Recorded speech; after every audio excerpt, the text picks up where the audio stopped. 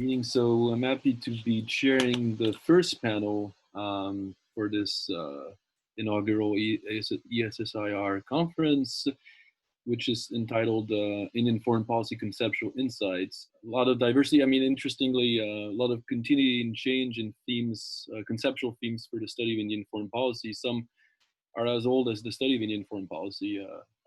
Concepts like building on the Indian epics or poems to understand the Indian continuity in Indian foreign policy, Indian statecraft, or issues like climate change have been driving a lot of India's foreign policy decisions. But I think there's been a more systematic study over the last few years, and we see some of the products of this increasing emerging literature on new trends in Indian foreign policy, notably decentralization of Indian foreign policy is also an interesting new literature. And I'm happy to see this paper on paradiplomacy.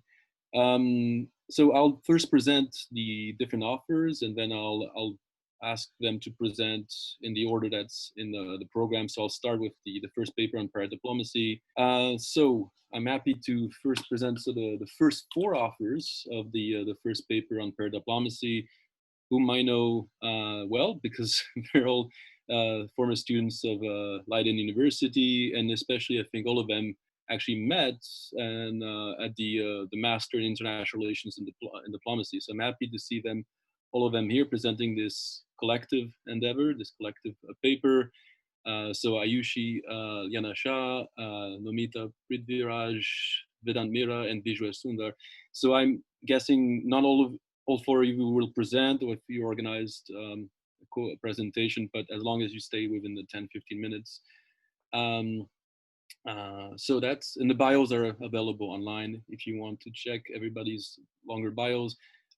And then we'll have also as a discussant, Christian Wagner, who's a senior fellow at the German Institute for International and Security Affairs in Berlin. Also has been a visiting fellow at the Observer Research Foundation, at the Gerald Nehru Institute for Advanced Studies, and at the Institute for Defense Studies and Analysis, IDSA, in New Delhi. And since 2018 has been a member of the International Research Committee of the Regional Center for Strategic Studies in Colombo. Also visiting fellow at the Institute of South Asian Studies at NUS and the National University of Singapore. And obviously has worked a lot on different issues related to India and South Asia, focus on foreign security issues. We're happy to present our paper, which is titled Institutionalization of Paradiplomacy in India. This paper has been co-authored by myself, Nomita, Vishwesh, Vedant, and Aayushi. And as Professor Blarel mentioned, we're from Leiden University. So to begin, earlier this year, on the 21st of February, the government of the southern Indian state of Tamil Nadu, along with the Ministry of External Affairs, organized a diplomatic outreach event that aimed to build direct economic cooperation between foreign governments and the state.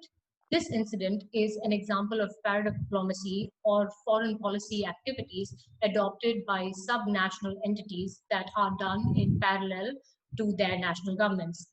Our group is actually an epitome of this concept and what pushed us to research this, because we all hail from different states such as Tamil Nadu, Kerala, Punjab, and Uttar Pradesh.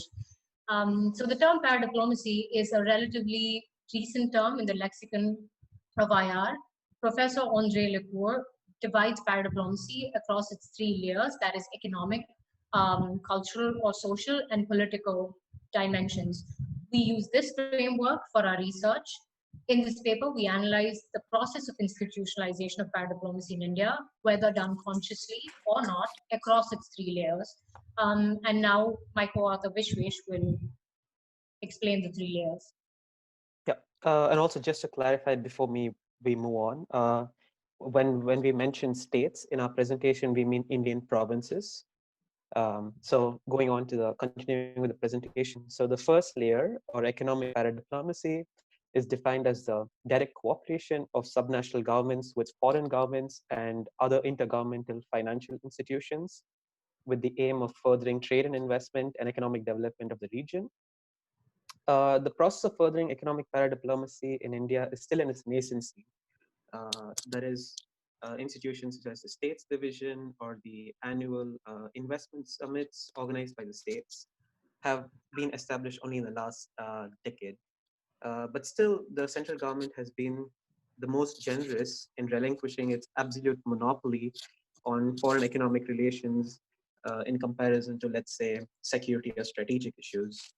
In fact, the central government is even assisting states to host investment summits to boost their international image and attract domestic and international investments. In addition, the states division, which has been established in 2014, has even made it easier for state governments to send and host international delegations, thereby helping them create an international profile. These achievements are, however, not free from any shortcomings. Many states have joined the bandwagon of hosting annual or biannual investment summits, but the focus of these investment summits still continue to be on the optics rather than whether the projects or investments are actually being materialized or not. Moving on to the second layer, or what is called as social or cultural paradiplomacy. It is defined as the initiatives of subnational governments in promoting tourism, cultural exchanges, porting ties with foreign governments, as well as fostering connections with their diaspora. Despite issues of culture, sports, and education being less contentious issues between the center and the states, social paradiplomacy still remains an underutilized potential. An important initiative of various states has been the setting up of the NRI cells, or the non-resident Indian cells, that foster subnational engagement of the 18 million strong Indian diaspora, one of the largest in the world actually. Um, the establishment of also of institutional cooperation to promote Indian languages is only a logical consequence of the successive waves of emigration from the country. An example of this is the creation of the Tamil chair at Harvard University with the assistance of the state government of Tamil Nadu in order to protect and promote the language. These are, however, initiatives that are just taken by the state governments. There's a reluctance from the central government to institutionalize this at a national scale because of the concerns that promoting distinct regional identities might be a slippery slope towards proto-diplomacy. And finally, we come to the third layer, which is called as political paradiplomacy. And this is defined as the coordination between the central and state governments to decentralize administrative channels with the aim to advance the political ambitions and consular services of the subnational regions and their populations. Um, the central government has cautiously advanced political paradiplomacy in India by establishing the MEA branch secretariats in cities such as Chennai, Guwahati, Hyderabad, and Mumbai, which is overseen by the States Division.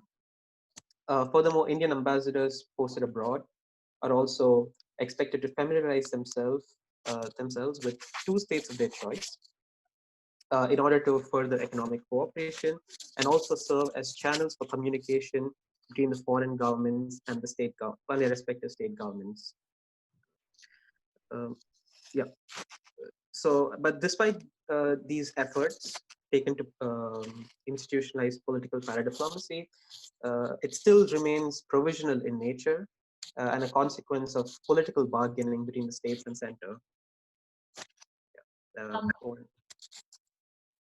So in conclusion, certain aspects of paradiplomacy, as premature as they may seem, have been institutionalized in India, and we mustn't undervalue these achievements, but at the same time, one must not be tempted to inflate these achievements because most of the paradiplomatic engagements still continue to be ad hoc and sporadic in nature, and provisional upon the outcomes of the political bargains between the center and the states.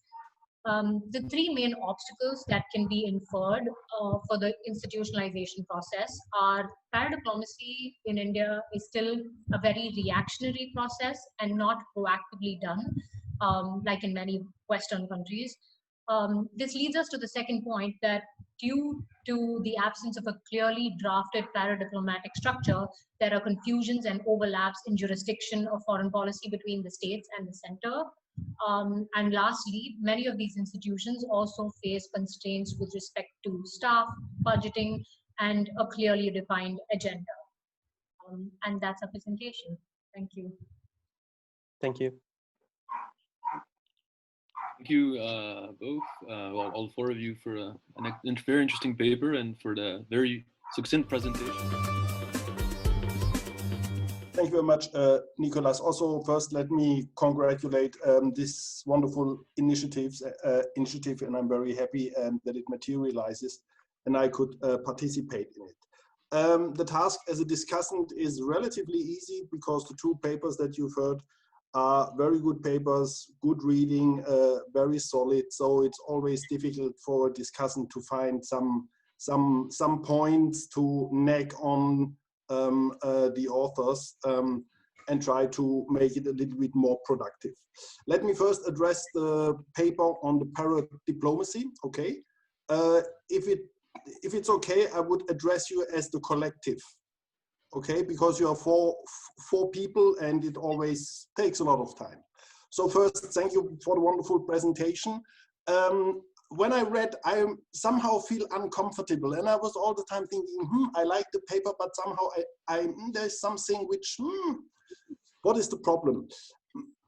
It came to my mind that I have the impression it's a little bit of over theoretization that you are doing with the concept.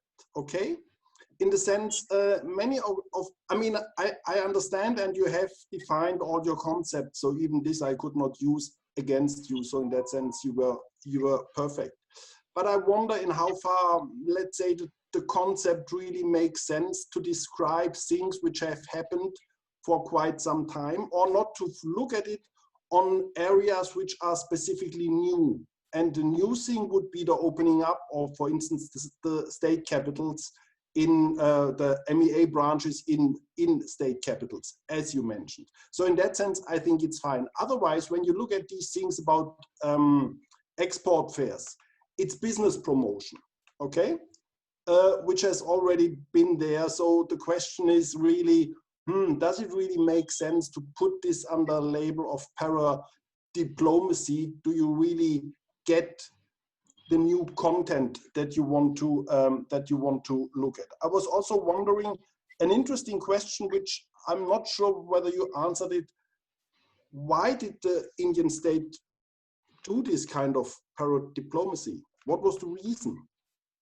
And the interesting point is, from my reading, as far as I followed, it could have been to get the benefits of globalization, okay? Because it was, and I think you're very right to point out, it's all about business promotion, the states becoming more active, which would then also nicely fit into the into our keynote speech, because when you see the changes in the economic policy, the interesting point could be in how far will the states carve out certain areas for themselves, which may follow a different approach towards globalization in contrast to the center. Okay?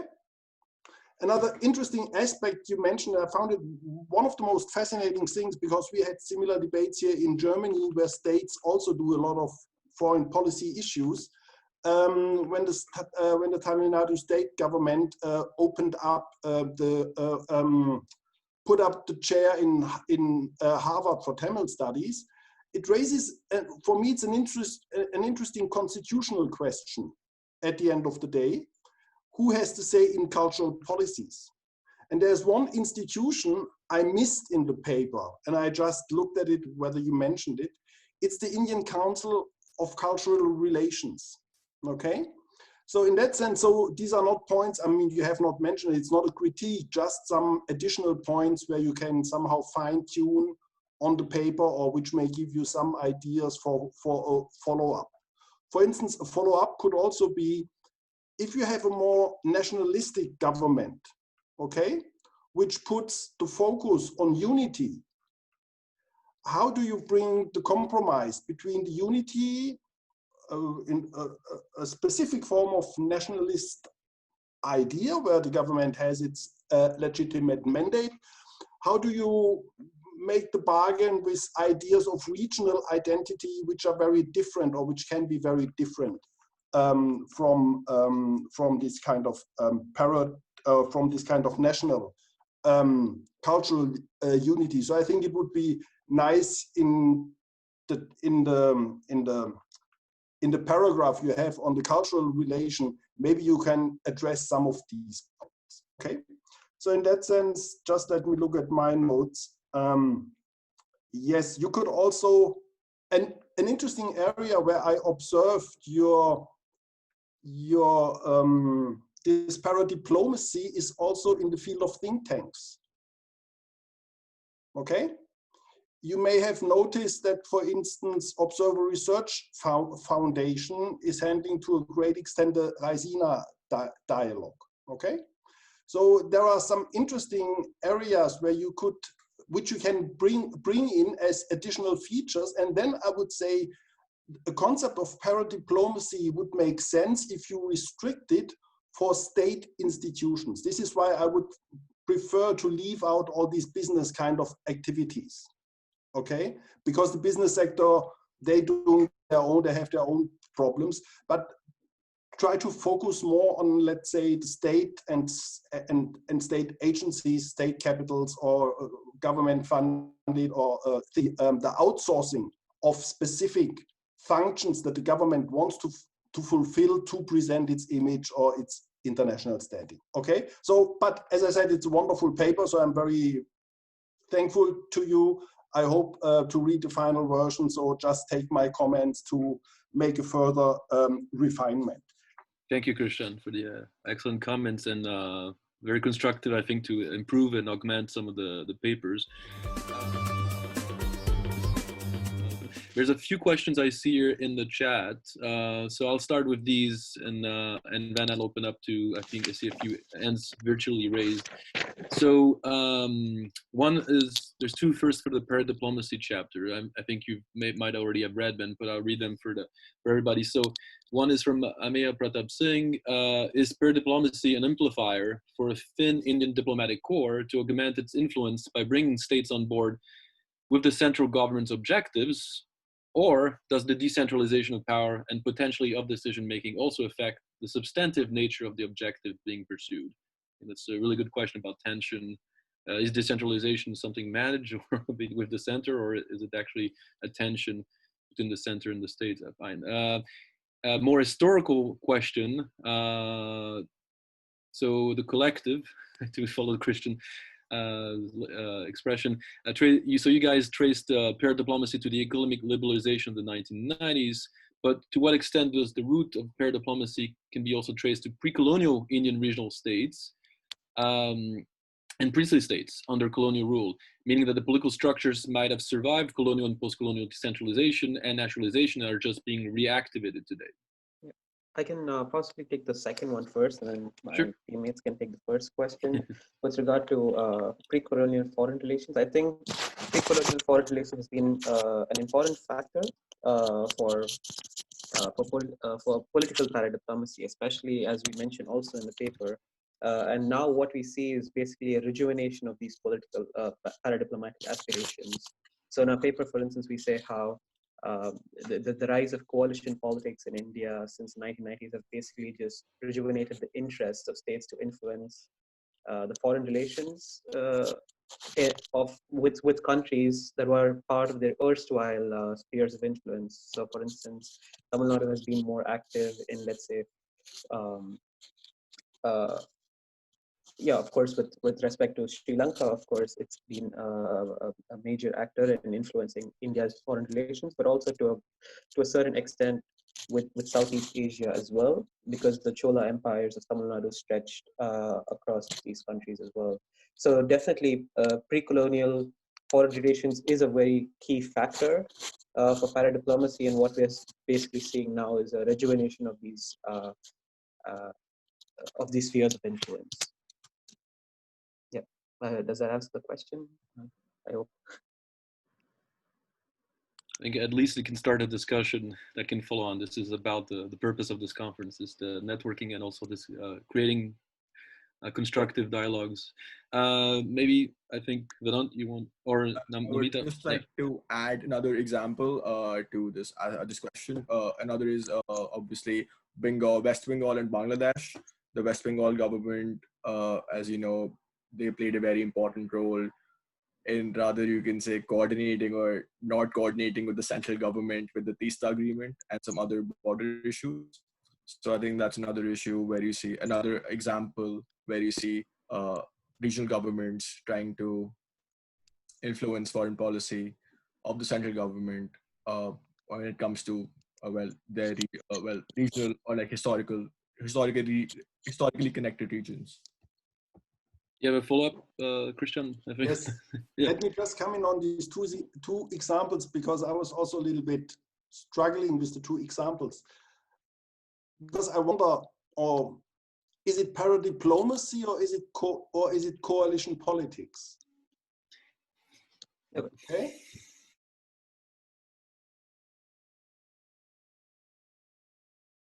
So not really comfortable. So this is why I think, especially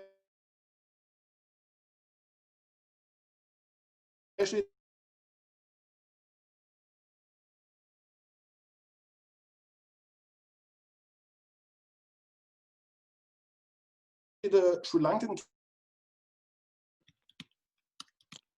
Nomita, you had some. Yeah, no, I was wondering, there was the first question in the chat about whether it amplifies diplomatic war in India or not, paradiplomacy. In a way it does, but I don't think the way we've understood it is that it's a conscious effort. It does in terms of diplomatic engagement by bringing more actors on board, but the government is not actively trying to bring to engage more people in diplomatic. In fact, it's gone down over the last 5 years, the number of civil servants who are appointed. And of course, by size, we have a very small, substantially small diplomatic force. So I don't think that's a conscious effort. No, I think this is an excellent debate because, and I think there is a little bit, there's this tension that comes in your paper about, so the state is pushing to have more stakeholders in the foreign policy, but is it really a democratization or pluralization of the decision-making process? It's not just coordinated. There are tensions that are also created by these indirect institutional evolutions. And I think the paper talks a little bit about these tensions, but maybe that's something you can highlight a little bit more. I think this came out in the question. In this, at the end, you talk about central initiatives that could further this, but does the center always have the interest into promoting decentralization? It probably wants to keep some kind of control because of history and constitutional prerogatives, etc. So maybe that's something you can further highlight. Yeah, that's also one of our drawbacks that we mentioned as a drawback, because the center wants to retain controls, but the state also wants some more power. So what ultimately happens is that the paradiplomacy is done in a haphazard manner, where the states or the center, let's say for instance, the WTO cells were created, they were at the request of the central government, which would have furthered paradiplomatic aspirations of the states. But ultimately, what happened is they had to rely on the mercy of the states with respect to the agenda. So what happens is there's an overlap or with respect to jurisdiction. So ultimately, the efficiency of the institutions itself is compromised. Yeah, no, I mean, and the efficiency versus other considerations about opening up the foreign policy process depends who you're talking to when you're talking about efficiency, I think. So, yeah. And Aayushi, you wanted to add something? Yeah. Yeah, I think just to sort of add on to that point earlier, when you talk about the sort of tensions between the central government and the states on the scope of this decentralization, I think we've also mentioned this in the paper, but this is more so in terms of political and social aspects of paradiplomacy, because this is where you see really the sort of tensions come in, where it's sort of a balancing act, because the central government does see the benefit in having states on board with a lot of these processes, especially border states, keeping in mind coalition politics and the type of influence that these states can have on Indian foreign policy and the output of Indian foreign policy. On the other hand, they're also very conscious of the fact that any sort of highlighting of regional or cultural identities could, as Vishwesh said earlier, be a slippery slope and lead to essentially things which could threaten national unity. So in our research, we've seen that it's usually with social and political aspects where the tension really comes in. Maybe less with economy, although. Christian, I'll let you talk quickly because we have, I think, more questions coming. Okay. No, just the point to overstretch the paper even further. It would be interesting to see when you raised the point about the border states, in how far the states in the Northeast have played a role in India shaping, for instance, Look East policy. This is, I've not read a lot on this issue. You normally find the case of Sri Lanka and West Bengal. But it would be interesting to see or to look in some of case studies. I mean, not in this paper, of course, but in the further way of your project, to look, for instance, into the Northeast or into into the states Bihar, UP, and Jharkhand, Chhattisgarh, on relations with Nepal, if to just have more cases to make your argument stronger. Thank you. Yeah, I think those are neglected cases. Actually, if you look in the latest issue of India Review, Avinash Paliwal, who was here earlier, but I think logged out, as a paper about all northeastern states, or chief ministers actually were included in some of the discussion with delineation of the border of Burma. So that's maybe another case you could look at. So I have a series of hand raised. I have Deep, I have Kate, and then I also think I had Amrita, but I think she lowered her hand. So Deep, can you go first, and then Kate? Oh, Amrita has raised her hand again. So it's Deep, and then Amrita, and then Kate. Yeah. So go ahead, Deep. Okay. Let me just make sure I'm unmuted. Yeah. Hi, guys, and thank you for the questions. I have two questions. The first one is for the first paper on paradiplomacy, and I was wondering about when I was listening to you guys, I was wondering about outstanding issues like things like BIMSTEC and DBIN and issues of connectivity and all of that. And I was wondering if you guys have given any thought to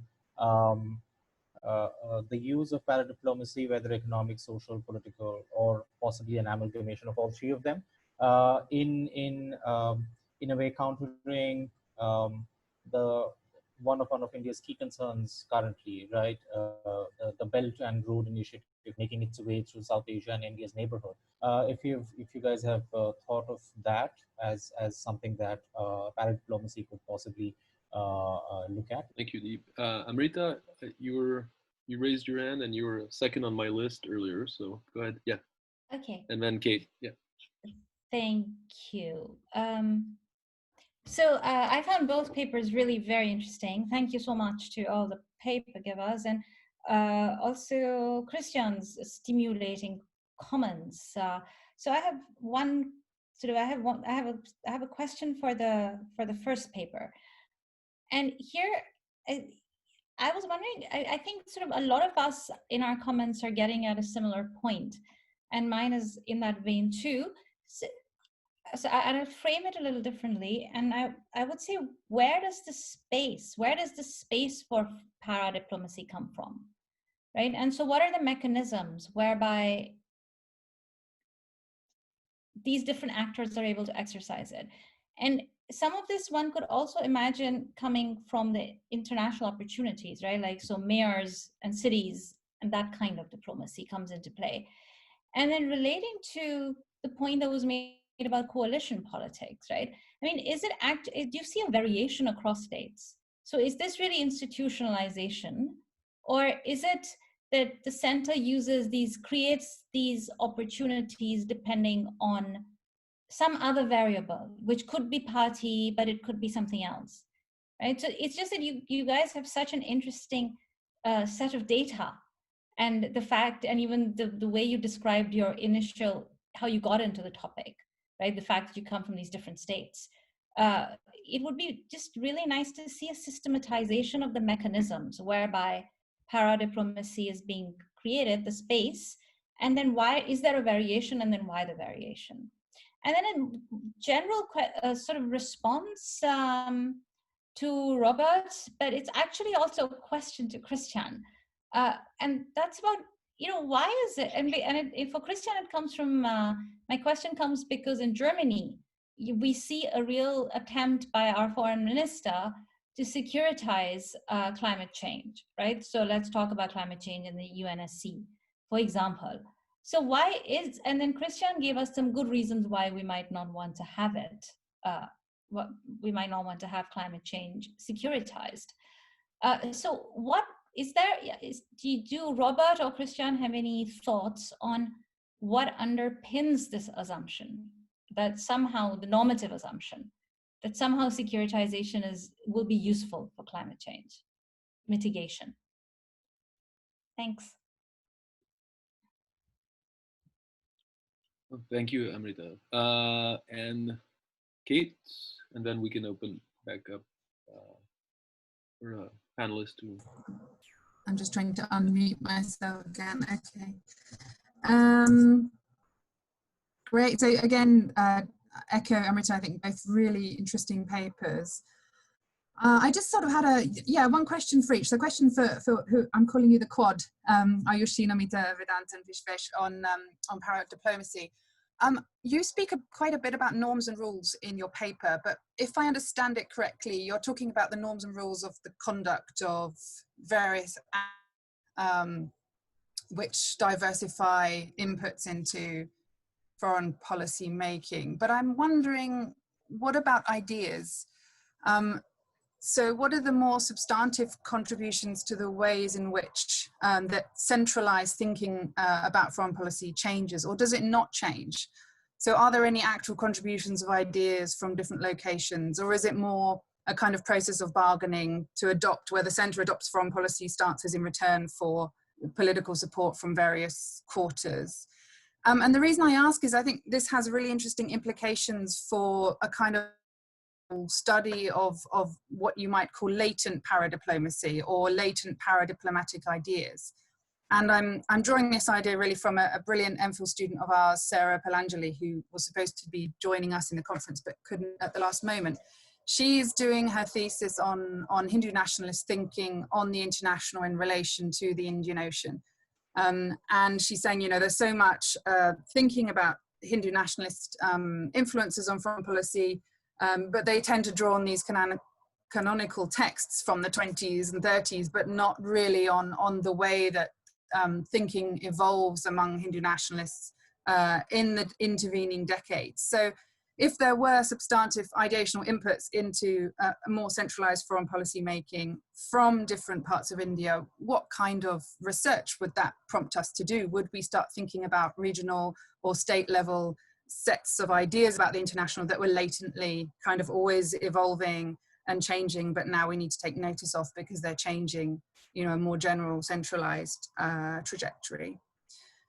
So it's just a question, and would it take us in that direction, and how exciting if it did? Thank you. Oh, thank you, Kate. Both excellent questions to our panel. That's a lot of questions for the two panel papers. So I'll let you guys try to answer these, and then we can open it up again, I think, for one last round of questions. Yeah, maybe I can try and take a stab at Kate's questions of the last one. The government, the central government, is probably not even doing this with a particular aim. It's just sort of happening, and it's happening in an ad hoc manner. It's not uniform across the states. There's no, or there's a lack of clear goals and objectives, which also makes it very difficult to sort of discern if, for example, paradiplomacy is a way of countering the Belt and Road Initiative. So it's a little bit vague there, which is also sort of the conclusion that we got out of our paper and the research that we did. Maybe the rest of the quad can back me up here. Yeah, I agree with what Aayushi said. There also it's not a systematic. The institutionalization is not systemic throughout the country. So some states are clearly also more proactive. So not just from the central government side, but also from the state government side. Only some states are being more proactive and more forthcoming in sort of trying to institutionalize this process.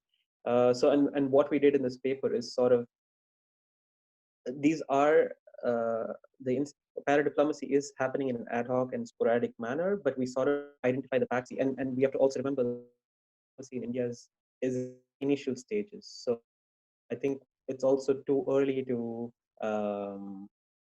see in which direction institutionalization of paradiplomacy will go towards.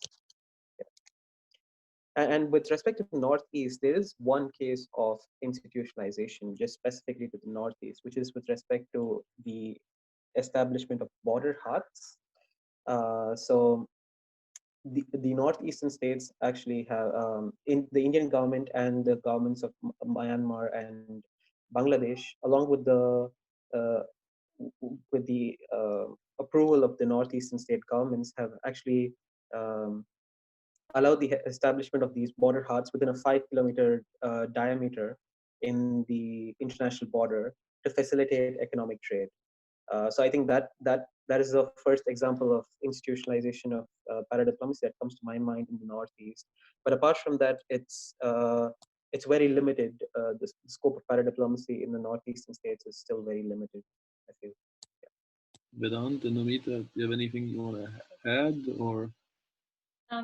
Just one thing, that the question regarding the Belt and Road Initiative, if anything, I think it would be counterproductive to have regional aspirations or regional actors weigh in there, because the Indian government is already concerned about that particular project and the implication with border states, because they I think their reluctance to get involved is because they are concerned about the proposed China-Pakistan economic corridor, and that would mean acknowledging these occupied regions and the legitimacy of that. So I don't think it would aid them in any way. Yeah, no, I think I think it's an excellent direction to pursue, because if you've seen Tamil Nadu, Sri Lanka, West Bengal, Bangladesh,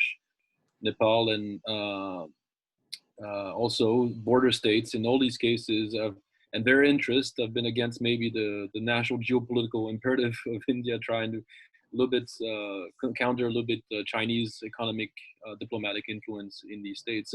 So this is actually maybe another interesting direction to go with this project. Christian, you had a two thing. Yes, just also as an addition, if you want to look at the issue, look at cultural policy, okay? Because cultural policy will be the area probably where you will see the clash between the center and the states. I give you one example from Germany. German states went to court against the federal state of Germany because the federal government went to Brussels and make decisions on the media sector in Germany. Okay, so you wonder what's the problem? Well, media and culture is in the state realm in Germany. Okay, so the states went to court against the center and they won. Okay, meaning now they have to have a special mechanism getting introduced so that topics on media and culture in Brussels are managed by the states. So of course you will not have this EU kind of thing, that's not the point.